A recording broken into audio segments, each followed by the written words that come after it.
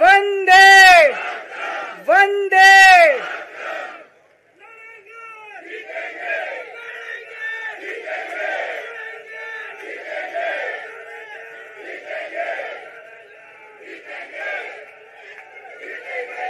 मंच पे बैठे हुए मेरे सभी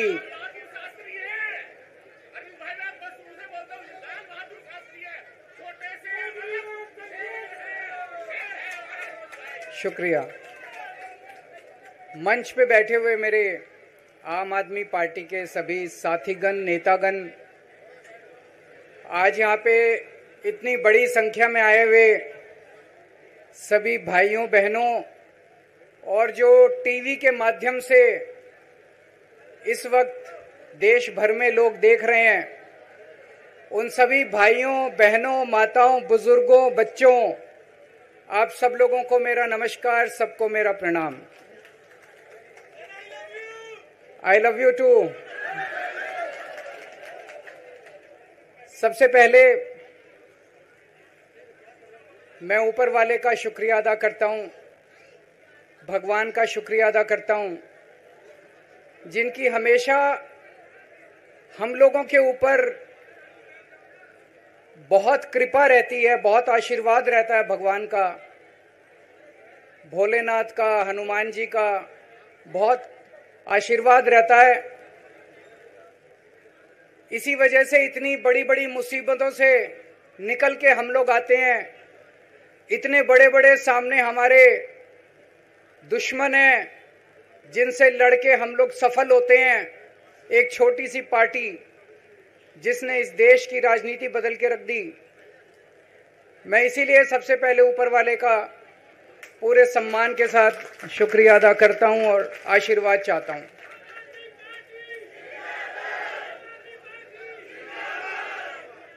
मैं उन लाखों लाखों लोगों का शुक्रिया अदा करता हूं जिन्होंने हम लोगों के लिए, जब हम लोग जेल में थे, मैं, मनीष सिसोदिया जी, संजय सिंह जी, विजय नायर जी, अभी सतिंदर जैन जी हैं, अमानतुल्लाह खान हैं, उनको वो भी जल्दी आएंगे मैं उम्मीद करता हूं।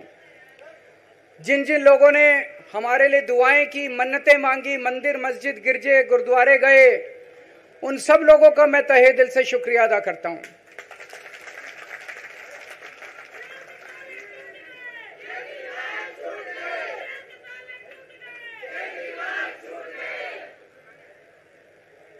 जेल में काफी वक्त मिला सोचने का, पढ़ने का, और कई किताबें पढ़ी, पॉलिटिकल किताबें पढ़ी, अपने स्वतंत्रता के आंदोलन की किताबें पढ़ी, गीता कई बार पढ़ी, रामायण पढ़ी, महाभारत पढ़ी। आज मैं अपने साथ एक किताब लेके आया हूं, ये भी मैंने कई बार पढ़ी, भगत सिंह की जेल डायरी। आप लोगों ने पढ़ी है? पढ़ना इसको जरूर, खरीद लेना, खरीद के इसको पढ़ना, भगत सिंह की जेल डायरी। जब भगत सिंह जेल में थे आज से 90-95 साल पहले, उन्होंने जेल के अंदर अपने लेख लिखे थे, वो लेख इसमें हैं। और जेल के अंदर से उन्होंने बाहर कई लोगों को खत लिखे थे, उन्होंने अपने क्रांतिकारी साथियों को खत लिखे थे, उन्होंने देश के युवाओं के नाम खत लिखे थे। बलिदान से पहले साथियों को अंतिम पत्र 22 मार्च 1931, ये खत उन्होंने जेल से लिखा और उनके साथियों तक पहुंचाया अंग्रेजों ने। बटुकेश्वर दत्त की बहन प्रोमिला को पत्र, बचपन के दोस्त जयदेव गुप्ता को पत्र, वाइसरॉय को पत्र, ये सारे पत्र अंग्रेजों ने भगत सिंह के पहुंचाए। युवाओं के लिए जो पत्र लिखा, वो पत्र बकायदा युवाओं के एक सम्मेलन में पढ़ के सुनाया गया।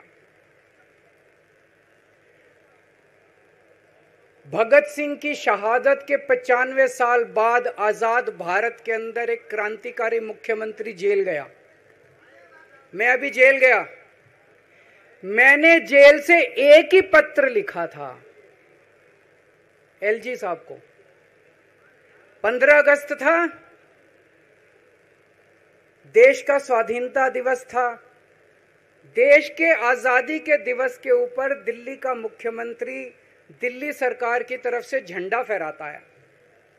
मैंने एलजी साहब को 3 दिन पहले चिट्ठी लिखी, 15 अगस्त के 3 दिन पहले, कि एलजी साहब, मैं चूंकि जेल में हूं, मेरी जगह आतिशी जी को झंडा फहराने की इजाजत दी जाए। कुछ गलत तो नहीं लिखा? वो चिट्ठी मेरी एलजी साहब तक नहीं पहुंचाई गई, मुझे चिट्ठी वापस करी गई और मेरे को ये वार्निंग जारी की गई। ये वार्निंग भी लेके आया हूं, जिंदगी भर साथ रखूंगा ये मेरे को वार्निंग दी गई कि दूसरी बार अगर आपने एलजी साहब को चिट्ठी लिखने की हिम्मत करी तो आपके साथ जो फैमिली मुलाकात होती है हर हफ्ते, वो फैमिली मुलाकात बंद कर दी जाएगी। मैं मन में सोच रहा था, अंग्रेजों ने भी नहीं सोचा था कि आजाद भारत के अंदर 95 साल के बाद अंग्रेजों से ज्यादा क्रूर और अत्याचारी शासक इस देश के ऊपर आएगा। आपने सुना होगा बटुकेश्वर दत्त और भगत सिंह ने असेंबली में एक बम फेंका था, या सुना है सब लोगों ने? तो दोनों को जेल हुई, दोनों को एक ही जेल में रखा गया, बगल बगल वाली कोठरी में रखा गया। ये मैं चिट्ठी पढ़ के सुना रहा हूं आपको भगत सिंह की, जो उन्होंने प्रमिला को, बटुकेश्वर दत्त की बहन को लिखा। कल रात बट्टू को किसी दूसरी जेल में भेज दिया गया है, तब तक वो उनके साथ ही था भगत सिंह के। ये चिट्ठी 17 जुलाई 1930 की है। उनकी जुदाई मेरे लिए असहाय हो रही है। भगत सिंह लिख रहे हैं बटुकेश्वर दत्त की बहन को कि बटुकेश्वर दत्त की जुदाई मेरे लिए असहनीय हो रही है। आज पहला दिन है जब मैं अपने को पूरी तरह उद्विग्न पा रहा हूं और मेरे लिए हर मिनट एक बोझ बन गया है। एक मित्र से जुदा होना सचमुच सगे भाई से भी ज्यादा प्रिय थे मेरे को बटुकेश्वर। तो दोनों साथ रहते थे। 95 साल के बाद मनीष सिसोदिया और केजरीवाल एक ही केस में जेल जाते हैं। मनीष सिसोदिया को अलग जेल में रखते हैं, मेरे को अलग जेल में रखते हैं, साथ मिलने की इजाजत नहीं दी जाती। आजादी की लड़ाई जब हुई, जवाहरलाल नेहरू जेल गए, महात्मा गांधी जेल गए, बाबा साहब अंबेडकर जेल गए, चंद्रशेखर आजाद जेल गए, अशफाकुल्ला जेल गए, कितने स्वतंत्रता सेनानी जेल गए, कई कई सालों तक जेल गए। जब वो जेल जाते थे उनसे मुलाकात के लिए उनके साथी उनसे मिलने जाया करते थे, उनके घर के लोग जाते थे, उनके रिश्तेदार उनसे मिलने जाते थे, और जब वो मिलने के लिए जाते थे वो उनसे पॉलिटिकल बातें करते थे। वो उनसे बातें करते थे कि कैसे अंग्रेजों को उखाड़ के फेंकना है। जब मिलने के लिए जेल में जाते थे, जब मैं जेल में था एक दिन संदीप पाठक मेरे से मिलने के लिए आया। मैं भी पॉलिटिकल आदमी हूं, वो भी पॉलिटिकल, हमारी पार्टी का संगठन मंत्री है। आके उसने मेरे से पॉलिटिकल बातें करी, और क्या करता, रोमांटिक बातें थोड़ी करता। तो पॉलिटिकल आदमी वो, पॉलिटिकल आदमी मैंने उससे पूछा देश में क्या चल रहा है, उसने देश की पॉलिटिकल हालत बताई। मैंने उससे पूछा पार्टी में क्या चल रहा है, उसने, संदीप पाठक को ब्लैकलिस्ट कर दिया गया, उसके बाद मेरे से मिलने नहीं दिया गया। भगत सिंह जब फांसी पे चढ़े, उन्होंने सपने में भी नहीं सोचा था कि ऐसा भारत होगा। आज से 95 साल के बाद इस देश के अंदर इतनी क्रूर और अत्याचारी सरकार आएगी कि अंग्रेजों को भी पीछे छोड़ देगी। दोस्तों,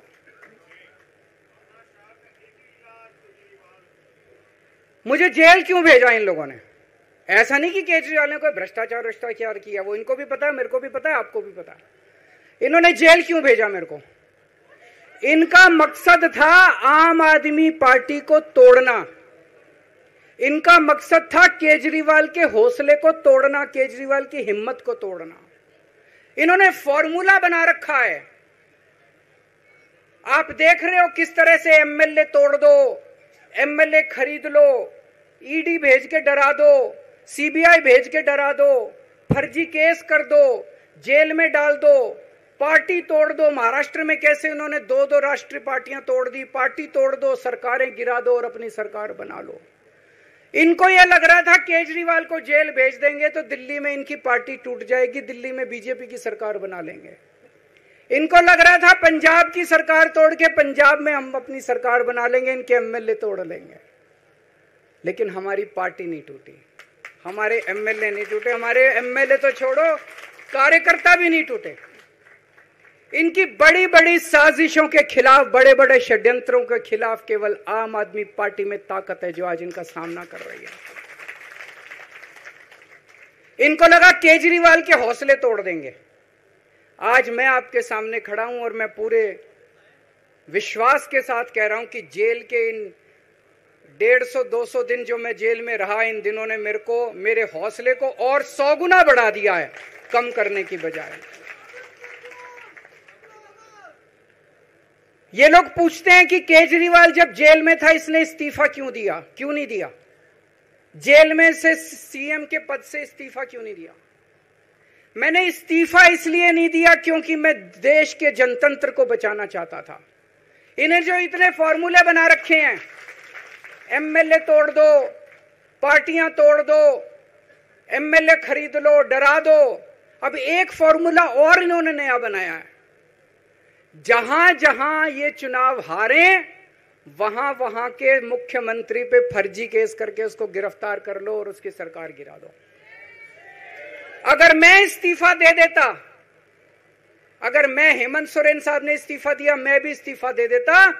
इन्होंने सीतारमैया पे भी अभी केस किया है, सीतारमैया साहब के ऊपर। इन्होंने पिनाराई विजयन के ऊपर भी केस कर रखे हैं, ममता दीदी के ऊपर केस कर रखे हैं। ये एक ऑपोजिशन के मुख्यमंत्री को नहीं छोड़ते, एक एक को पकड़ के फर्जी केस कर करके उनको जेल में डाल देते और एक एक की सरकार गिरा देते। मैं जेल में गया, अभी 10 दिन पहले सुप्रीम कोर्ट की एक बेंच ने पूछा सरकार से कि जेल के अंदर से सरकार क्यों नहीं चल सकती। बड़ा आप लोगों ने अखबार में, सुप्रीम कोर्ट ने पूछा है केंद्र सरकार से कि जेल के अंदर से सरकार क्यों नहीं चल सकती, तो जेल के अंदर से सरकार साबित कर दिया हमने। अब मैं देश के सारे नॉन बीजेपी मुख्यमंत्रियों से हाथ जोड़ के विनती करना चाहता हूं, अब अगर प्रधानमंत्री जी हिम्मत करें आप पे फर्जी केस करके आपको जेल में डालें, इस्तीफा मत देना, किसी हालत में इस्तीफा मत देना। जेल से सरकार चलाना हम सबको मिलकर, ऐसा नहीं कि हम पद के लालची हैं, ऐसा नहीं कि मुख्यमंत्री पद हमारे लिए महत्वपूर्ण है, इसलिए क्योंकि हमारे लिए हमारा संविधान जरूरी है, हमारा देश जरूरी है, जनतंत्र जरूरी है, जनतंत्र को बचाना जरूरी है। इतने भारी बहुमत से जीती हुई सरकार, एक बार 70 में से 67 सीट आई, एक बार 70 में से 62 सीट आई, और आप पकड़ के जेल में डाल दोगे और कहोगे इस्तीफा दे। मैं सारे मुख्यमंत्रियों से आज हाथ जोड़ के विनती करना चाहता हूं, इनका ये नया फॉर्मूला भी आम आदमी पार्टी ने फेल कर दिया है, जो इन्होंने नया फॉर्मूला बनाया।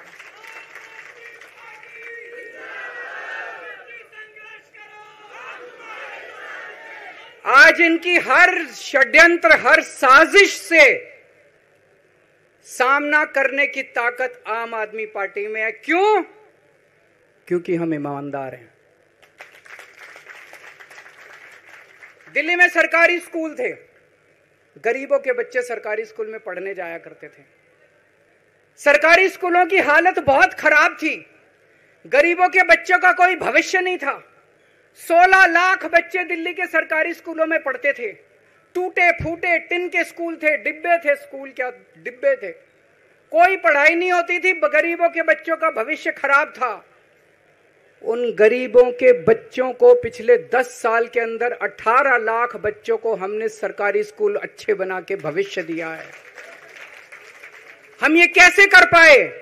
हम ये कर पाए क्योंकि हम ईमानदार हैं।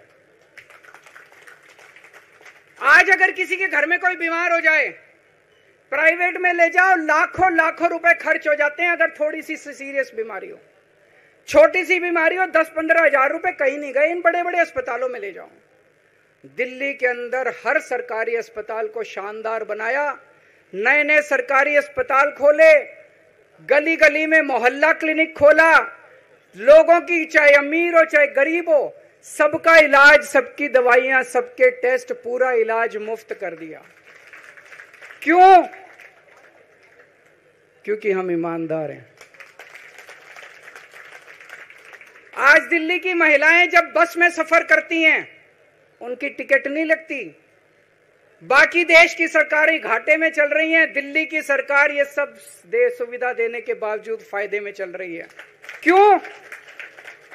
क्योंकि हम ईमानदार हैं। आज दिल्ली के अंदर इतनी सुविधाएं, 24 घंटे बिजली आती है आज दिल्ली में, पहले 8-8 घंटे के पावर लगते थे। हम ये कर पाए क्योंकि हम ईमानदार हैं। आज दिल्ली के लोगों को फ्री बिजली मिल रही है, कैसे? क्योंकि हम ईमानदार हैं। आज दिल्ली में जगह जगह सीसीटीवी कैमरे लग गए, स्ट्रीट लाइट्स लग रही हैं, लोगों को तीर्थ यात्रा कराई जा रही है। इतने कच्ची कॉलोनियों के अंदर पिछले 75 साल में इतनी सड़कें और गलियां नहीं बनी जितनी पिछले 10 साल के अंदर हमने सड़कें और गलियां बना दी। 75 साल के अंदर दिल्ली में इतनी पानी की पाइपलाइन नहीं डली जितने पिछले 10 साल के अंदर पानी की पाइपलाइन डाल दी। कहां से आया पैसा? क्यों? क्योंकि हम ईमानदार हैं। ये हमारी ईमानदारी से डरते हैं, ये हमारी ईमानदारी से डरते हैं। ये बिजली फ्री नहीं कर सकते, क्यों? ये बेईमान है। ये स्कूल ठीक नहीं कर सकते, इनकी 30-30 साल से सरकारें चल रही हैं कई राज्यों के अंदर, 25-25 साल से, 15-15 साल से इनकी सरकारें चल रही हैं। ये स्कूल ठीक नहीं कर सकते, अस्पताल ठीक नहीं कर सकते, ये फ्री इलाज नहीं दे सकते, ये बिजली फ्री नहीं कर सकते, ये 24 घंटे बिजली नहीं कर सकते। क्यों? ये बेईमान, ये बेईमान है। आज इन्होंने ईडी छोड़ दी, इनकम टैक्स छोड़ दिया, दिल्ली पुलिस छोड़ दी, इतने केस कर दिए हमारे ऊपर, और हम डट के खड़े हैं इनके खिलाफ, इनका मुकाबला कर रहे हैं क्योंकि हम ईमानदार हैं। इसलिए ये मेरे को बेईमान साबित करना चाहते हैं,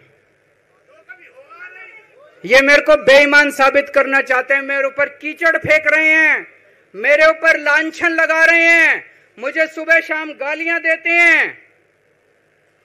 लेकिन मेरे लिए बीजेपी इंपॉर्टेंट नहीं है, मेरे लिए आप लोग इंपॉर्टेंट हो। अगर देश की जनता, दिल्ली की जनता को लगता है केजरीवाल बेईमान है, मैं 1 मिनट के लिए सीएम की कुर्सी पे भी नहीं बैठूंगा। 1 मिनट के लिए मैं बैठने को तैयार नहीं। मैंने अपने जीवन में कुछ नहीं कमाया, मेरा बैंक अकाउंट खाली है, हमारी पार्टी का बैंक अकाउंट खाली है। मैंने जिंदगी में कुछ नहीं कमाया, अपनी इज्जत और अपनी ईमानदारी के सिवा मेरे पास कुछ नहीं आया। इनकम टैक्स में कमिश्नर की नौकरी करता था, 2000 में नौकरी छोड़ के सन 2000 से 2010 तक 10 साल मैंने दिल्ली की झुग्गियों के अंदर बिताए हैं। कुछ महीने दिल्ली की झुग्गियों में जाके रहा मैं, झुग्गी के अंदर, नंद नगरी, सुंदर नगरी की झुग्गियों के अंदर मैंने गली गली में खाक छानी है कि गरीब आदमी रहता कैसे, उसके घर का गुजारा कैसे चलता है। अगर पैसे कमाने हो तो इनकम टैक्स कमिश्नर की नौकरी बुरी नहीं थी। और जब मैंने नौकरी छोड़ी थी तब कोई पार्टी नहीं थी, कुछ नहीं थी। ऐसा नहीं था कि उस टाइम ये था मुख्यमंत्री बनने चला था या कोई पार्टी, कुछ नहीं था, कोई भविष्य नहीं था, केवल देश के लिए जुनून था कि देश के लिए कुछ करना है, देश के लिए कुछ करने हैं। 49 दिन की सरकार के बाद इस्तीफा दिया था, अपने असूलों के लिए इस्तीफा दिया था। किसी ने इस्तीफा मांगा नहीं था, अपने आप इस्तीफा दिया था। आज के तारीख में, आज के जमाने में कोई अपनी चपरासी की नौकरी नहीं छोड़ता। मैंने मुख्यमंत्री की कुर्सी छोड़ी थी, अपने आप छोड़ी थी।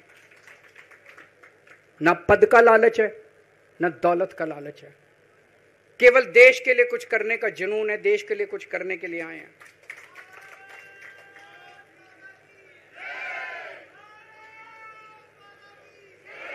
इन्होंने मेरे ऊपर आरोप लगाए, मनीष जी के ऊपर आरोप लगाए हैं।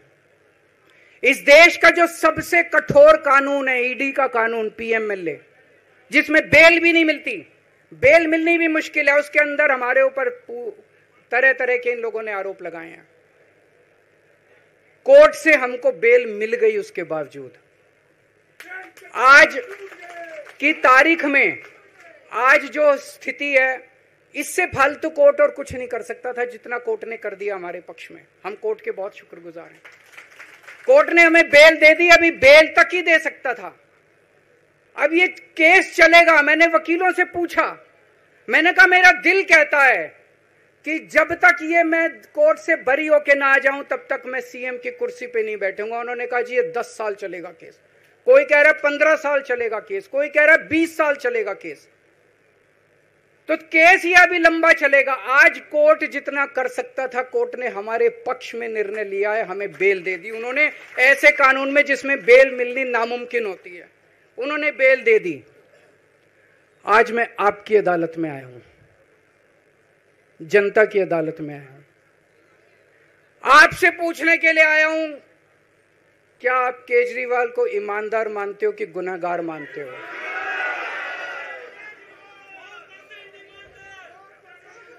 मैं दिल्ली की जनता से पूछना चाहता हूं, मैं देश की जनता से पूछना चाहता हूं कि क्या केजरीवाल ईमानदार है कि गुनहगार है?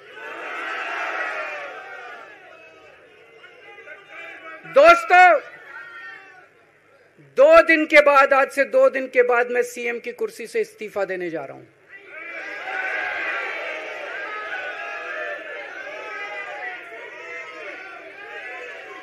और मैं तब तक सीएम की कुर्सी पे नहीं बैठूंगा जब तक जनता अपना फैसला ना सुना दे। मैं जनता के बीच में जाऊंगा, गली गली में जाऊंगा, घर घर में जाऊंगा, और जब तक जनता अपना फैसला ना सुना दे कि केजरीवाल ईमानदार है, तब तक मैं सीएम की कुर्सी के ऊपर नहीं बैठूंगा।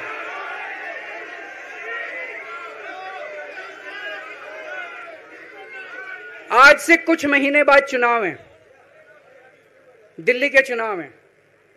मैं जनता को निवेदन करना चाहता हूं, अपील करना चाहता हूं, अगर आपको लगता है केजरीवाल ईमानदार है, मेरे पक्ष में वोट दे देना। अगर आपको लगता है केजरीवाल गुनहगार है, मेरे को वोट मत देना। आप अगर मेरे को, आपका एक एक वोट मेरी ईमानदारी का सर्टिफिकेट होगा।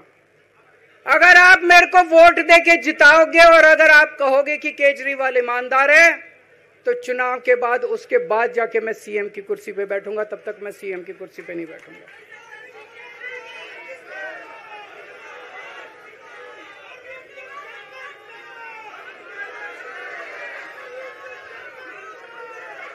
आपको लग रहा होगा अभी अभी जेल से रिहा होके आया है, ये कैसा क्यों बोल रहा है? अभी अभी जेल से रिहाई होके आया है, अब ये इस्तीफा क्यों दे रहा है? इन्होंने मेरे ऊपर आरोप लगाया है, इन्होंने आरोप लगाया है कि केजरीवाल चोर है, इन्होंने आरोप लगाया है केजरीवाल भ्रष्टाचारी है, इन्होंने आरोप लगाया है केजरीवाल ने भारत माता के साथ धोखा किया है।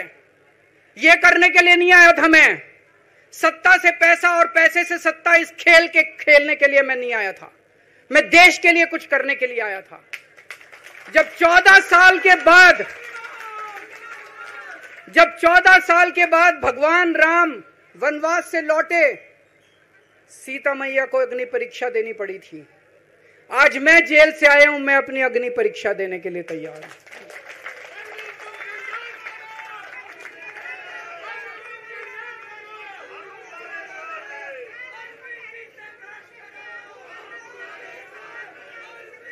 ये कुछ लोग बोल रहे हैं सुप्रीम कोर्ट ने कुछ कंडीशंस लगाई हैं, काम नहीं कर पाएंगे। पिछले 10 साल में इन लोगों ने कंडीशन लगाने में कोई कसर छोड़ी थी? एलजी साहब ने कंडीशन लगाने में कोई कसर छोड़ी थी?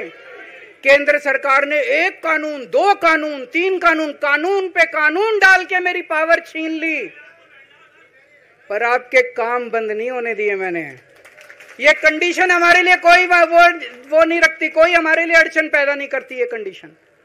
इन कंडीशन को भी देख लेंगे, लेकिन मेरे लिए जो मायने रखता है वो है मैंने अपनी जिंदगी में ईमानदारी कमाई है। अगर आपको लगता है केजरीवाल ईमानदार है, जम के वोट दे देना मेरे पक्ष में। चुनाव के बाद सीएम की कुर्सी पे जाके बैठूंगा।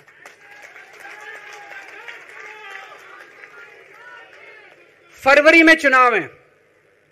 आज इस मंच से मैं मांग करता हूं कि ये चुनाव नवंबर में कराए जाएं, महाराष्ट्र के साथ कराए जाएं, तुरंत कराए जाएं चुनाव। और जब तक आपका फैसला नहीं आएगा, तब तक मैं जिम्मेदारी नहीं संभालूंगा। और मैं जब तक चुनाव नहीं होते, मैंने जैसे बताया 2 दिन के बाद मैं अपना इस्तीफा दूंगा। जब तक चुनाव नहीं होते, तब तक मेरी जगह आम आदमी पार्टी से कोई और मुख्यमंत्री बनेगा। अगले 2-3 दिन के अंदर विधायक दल की मीटिंग होगी और विधायक दल की मीटिंग में अगले मुख्यमंत्री के नाम का तय किया जाएगा। मैं मनीष जी से बात कर रहा था, जो पीड़ा मेरे मन में है वो पीड़ा मनीष जी के मन में भी है। इनके लिए भी वही सब कहा गया जो मेरे लिए कहा गया है। मनीष जी का भी कहना है कि ये दिल्ली के उप मुख्यमंत्री और शिक्षा मंत्री और मंत्री का पद तभी संभालेंगे जब दिल्ली की जनता कहेगी कि मनीष सिसोदिया ईमानदार है। तो मैं और मनीष सिसोदिया, हम दोनों का फैसला आपके हाथ में है, जनता के हाथ में है। हम दोनों जनता की अदालत में जा रहे हैं, गली गली जाएंगे, जनता के बीच में जाएंगे और उनसे पूछेंगे, अगर जनता कहेगी ईमानदार है तो हम आके इसकी कुर्सी पे बैठेंगे। 2020 में आया था मैं, 2020 में मैंने कहा था, मैंने अगर काम किया हो तो मेरे को वोट देना और काम नहीं किया हो तो वोट मत देना, कहा था कि नहीं कहा था? आज मैं आपके बीच में आया हूं, मैं कह रहा हूं अगर मैं ईमानदार हूं तो वोट देना, अगर मैं बेईमान हूं तो वोट मत देना, बिल्कुल मत देना। भारत